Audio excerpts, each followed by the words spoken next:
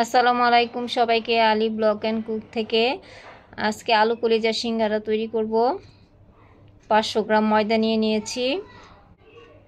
1 চা চামচ লবণ দিয়ে দিব,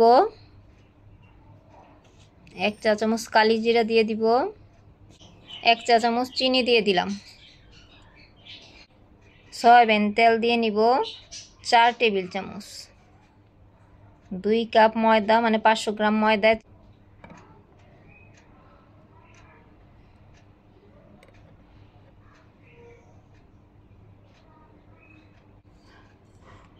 শুকনো উপকরণগুলো আগে মিশিয়ে নিয়ে তারপরে তেল দিয়ে ভালো করে মাখতে হবে, ঝুরা ঝুরা করতে হবে।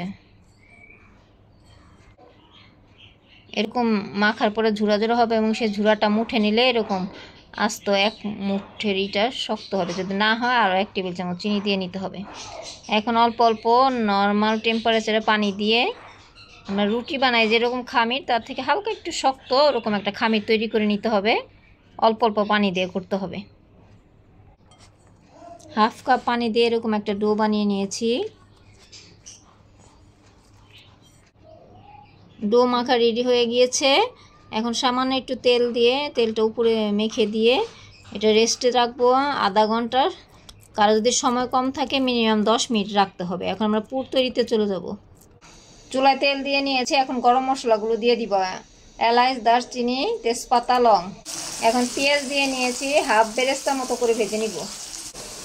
পেঁয়াজগুলো এরকম বেরেস্তার মতো হয়েছে। এখন আদা রসুন বাটা দিয়ে দিব। 1 চা চামচ আদা বাটা, 1 চা চামচ রসুন বাটা দিয়েছি। এখন হাফ চা চামচ লবণ দিয়ে দিব। লবণ দিয়ে দিয়েছি। এখন হাফ চা চামচ হলুদ গুঁড়া, হাফ চা চামচ মরিচ গুঁড়া, হাফ চা চামচ ধনে গুঁড়া দিয়ে এটাকে ভালো করে কষিয়ে নিব।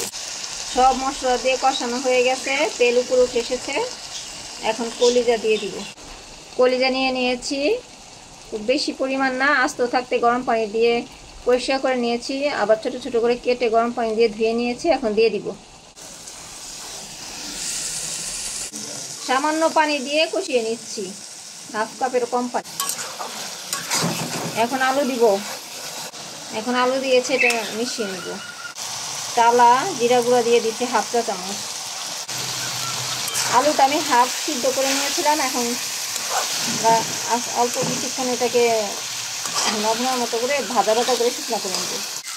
পুর রেডি হয়ে গিয়েছে। এখন কিছু কাঁচা পেঁয়াজ ছিটিয়ে দিব, যেটা সিঙ্গারা ভাজলে ভিতরে থাকতে খেতে ভালো লাগবে। কিছু মরিচও দিব, কাঁচামরিচ কাঁচা পেঁয়াজ দেওয়া আছে। এখন একটু ভেজে নামিয়ে নিব। যে ডোটা মেখে রেখেছিলাম 30 মিনিট হয়ে গিয়েছে। এখন এটাকে ছোট ছোট গোল গোল করে নিব। ছোট ছোট করে লেচি কেটে নেওয়া হয়েছে। এখন এগুলোকে বেলে নিব। গলি গলি সামান্য ময়দা মেখে বেলে নিতে হবে। তবে সিঙ্গারার রুটিটা বেলতে হবে লম্বা লম্বি করে, গোল করে না।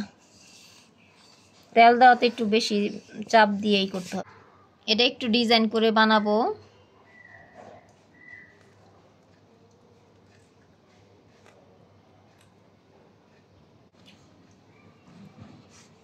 এখন এক পাশের উপর আরেকটা দিয়ে এখন কোণের মতো করে নিতে হবে। সামান্য পানি লাগিয়ে নিতে পারেন যদি না লাগে, আমাদেরটা লেগে গিয়েছে। এখন এর মধ্যে ঠুসে পুর দিতে হবে। ঠুসে ঠুসে আলু কলিজার পুরটা দেওয়া হয়েছে। এখন মুখটা বন্ধ করে দিব।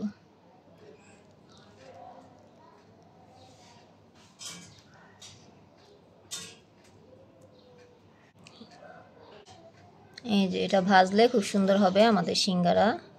সিল করা হয়ে গিয়েছে। এখন নর্মালটা বানাবো।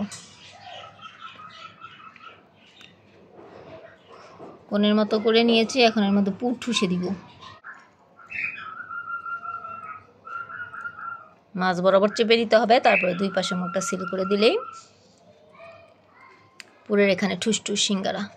এখন ভেজে নিব। সিঙ্গারা বানানো হয়ে গিয়েছে, এখন ভেজে নিব। ঘরোয়া পদ্ধতির সিঙ্গারা, হোটেলের মতো এত সুন্দর কারুকার্য হয় নাই। আমরা হোটেলের কারিগর না। ডুবো তেলে সিঙ্গারাগুলি ভেজে নেব, ভেজে নেওয়া হলে দেখাবো। সিঙ্গারা ভাজা শেষ।